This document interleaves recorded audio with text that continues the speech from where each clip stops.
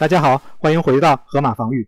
之前我们介绍了，当白方使用中心兵、两个兵，再加上王毅的 F4 这种三兵结构的情况，也就是奥斯汀公式的情况，我们的应对方法。本期开始，我们介绍的是白方比较常见的中心兵，再加上后羿的西4的这种三兵开局，黑方使用河马防御怎样来应对？之所以常见呢，是因为白方走后羿弃兵开局的还是比较多的。不过在这之前，我们先来看看上期普使者教程里边的练习内容。其实看大家的评论呢，基本上都是正确的。我们再来简单的总结一下。对于后的捉双，我们只需要用第二个简化的版本就足够了。那就是第一，要注意对敌方国王的威胁，这里包括将军和将杀威胁。第二，注意对手无人防守的马、象或者是车。现在的局面呢，使用后捉双的规则，首先我们来寻找将军，然后再来寻找无人防守的敌方棋子。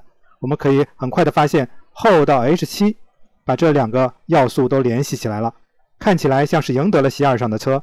但是我们必须时刻要询问，特别是在这样开放的局面上，我们的对手是否可能移动他被捉双的棋子，既摆脱了危险，而且还能阻止将军呢？这里呢，白方可以把车挪到 H2 来做到这一点。这是否打消了黑方的想法呢？回答这个问题的关键在于黑方还有没有接下来的将军。我们可以看到后从 H7 可以去到 B1 再将军。注意，一旦车位于白方王的正前方的时候，那白方的位置，白王的位置会变得非常的狭窄，而正好 F3 上的黑王起到了重要的工作，它封住了白王的逃跑路线。所以这些提示表明呢，仔细研究一下将军和他后面的带来的结果是非常重要的。这里的C2这个车是一定要丢的。比如后来将如果用车来垫，那么现在王控制住了最重要的G2格，只需要后沿着斜线来到底线将军就可以了。所以当后来到 H7 将军的时候，如果白方挪王的话，那么车一定是丢掉的，所以C2车是保不住的。好，我们返回到今天的主题，河马布局。白方首先仍然是经典兵中心开局 ，E4， 这里黑方走 B6，D4， 黑方象到 B7。我们推荐呢，先出后羿的堡垒象，那是因为黑方在第二步就已经有了攻势，有了威胁吃掉 E4 的兵。我们希望看到的是呢，白方跳马到C3，那样的话，他的西兵就不能有效的推进了，来支持他的中心的。这也是我们之前介绍的白方经典兵中心的局面。或者呢，白方可以拱兵 F3， 这也是我们希望看到的，那样就避免了白方直接拱兵到 F4 产生奥斯汀攻势的这种开局。所以这里呢，白方经常还有另外一步出象到 D3， 它既保护了 E4 的兵，还保留了所有白方可行的 C4、F4 的这种推进的可能。黑方呢继续河马布局 E6， 白方跳马到 F3， 然后 D6 白方易位，黑方跳马，白方上后，再跳另外一个马。现在白方王毅的出子已经完成了，开始准备要发展后羿了。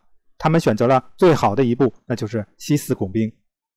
黑方继续王毅堡垒象，马C3，象到 G7， 白方象到 E3， 白方的所有的青子都已经出动完成了。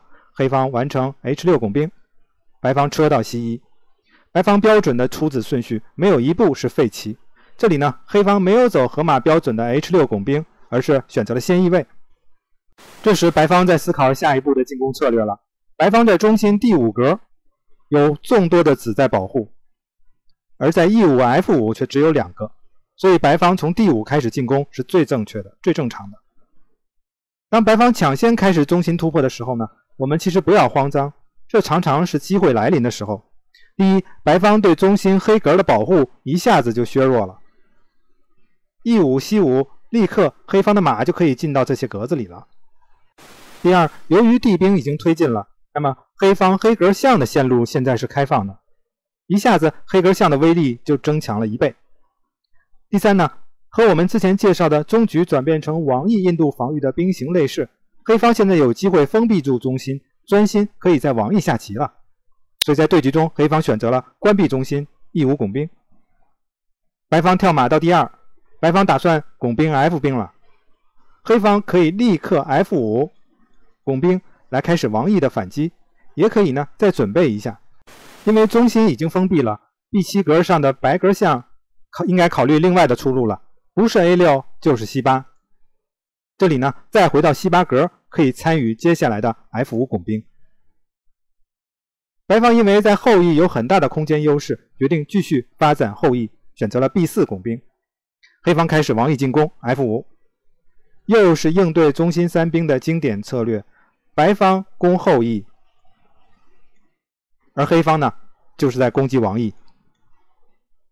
这是一场竞赛，慢的一方会绝对处于劣势。白方 F3， 他需要加固一下翼4兵。这时黑方选择继续拱兵到 F4， 这是一步好棋。这样呢，白方不得不来应对黑方王翼进攻，他要做出反应的。明显黑方的速度要快一些，白方这里就要退象。怎样打开白方的王城呢？黑方需要继续王翼推进，兵是打开王城的最重要的工具，所以这里G5拱兵在所难免。黑方占领王前的黑格，这是王翼攻击的基本思想。兵布置好了，黑方就可以上青子参与进攻了。现在呢，白方终于轮到自己有时间来发展自己的攻势了，所以C5拱兵继续推进。黑方并不需要理会白方后翼的这种推进，黑方需要的是尽快在王翼制造麻烦，所以跳马到 F6， 向王翼增派兵力。白方开始换兵，白方现在车到C2，准备在刚刚开放的西线上叠车。黑方抓住这个机会，要继续向王翼推进，比谁的速度快了。马到 G6， 白方上马，同时让出了西线给车。黑方 G4 准备打开蓟县。如果白方现在吃兵呢，那黑方的白格象就被复活了。这是在帮黑方，所以对局中白方西线叠车，不去理会这个骑兵。双方一直是在抢时间的，但明显黑方的兵已经杀到了白方王前面了。白方的西线呢，虽然力量强大，却不能威胁到黑王，所以黑方并没有多大的危机，可以继续自己的王翼进攻。这里呢，黑方骑兵吃 F 兵，打开自己的蓟县不是很好，因为白方可以不用骑兵吃回来，而是用马或者后吃回来都可以。那样的话呢，白方王翼的防守子力就又多了，而且白王前面的屏障、骑兵和 H 兵还在，白王还是很安全的。我们的目的呢，是在不增加进攻难度的同时，还能打开白方的王城，就是王前面的这个兵链，骑兵和 H 兵。所以拱兵 G3 是好棋，这样呢就一定会破坏掉白王前面的兵形了。如果白方用兵吃，那么黑方会跳马到 H5， 最后呢把 F 兵放到 G 线上，然后后可以来到 H 线这条开放线上，那白方就要输棋了。比如这里白方兵吃兵，那么黑方跳马到 H5， 如果白方继续拱兵，黑方就可以跳马进来了。白方交换，黑方再一次把兵放到了 G3 格，只不过这一次呢 H 线是开放的，而黑方的后是可以来到 H 线的。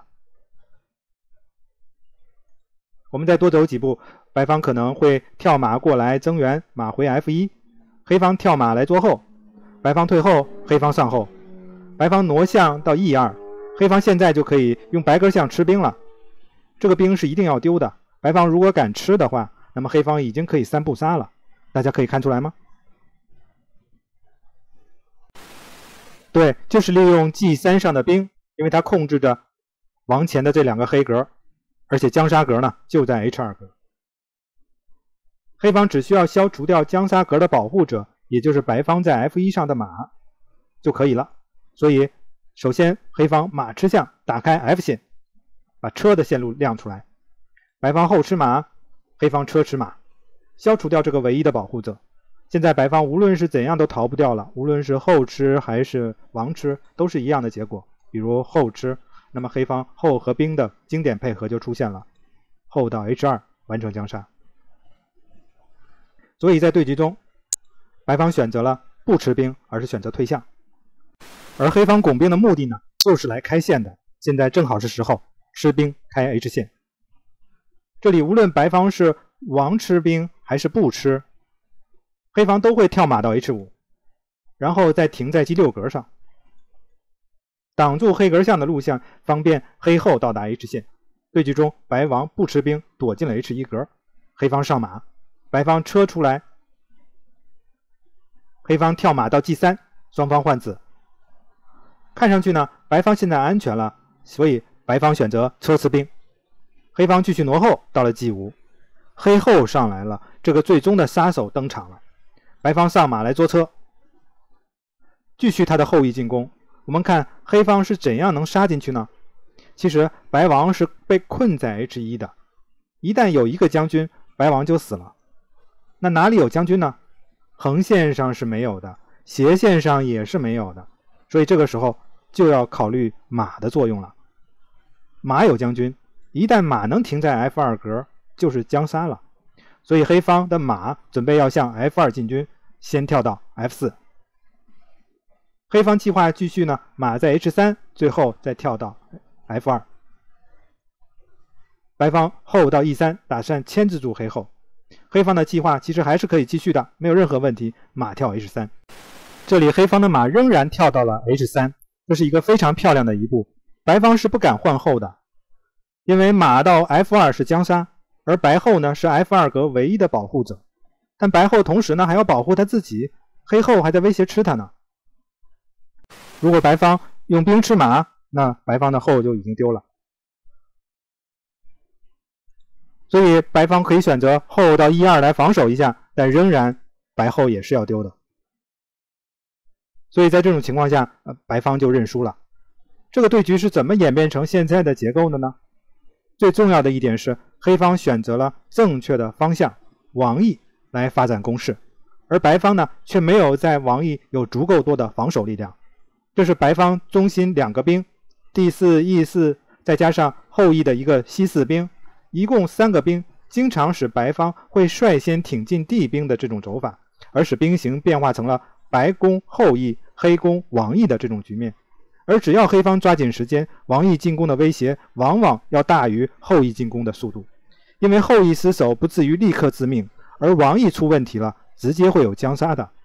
而且这里黑方选择了短翼位，但由于中心封闭，仍然可以使王前的 G 兵 F 兵都冲上去开展王翼进攻，黑方还是安全的。好，由于时间的关系，我们先介绍到这里。我会在下一个视频里把这个西4 D4 E4 中心3兵的变化分析完成。谢谢大家的观看，我们下次再见。